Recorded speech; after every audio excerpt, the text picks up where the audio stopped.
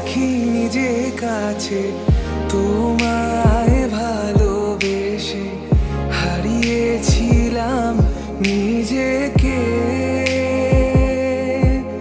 যে আশায় বারে বারে ক্ষমা করে আমায় মেনে নিতে নেবে কি আজ সেভাবে।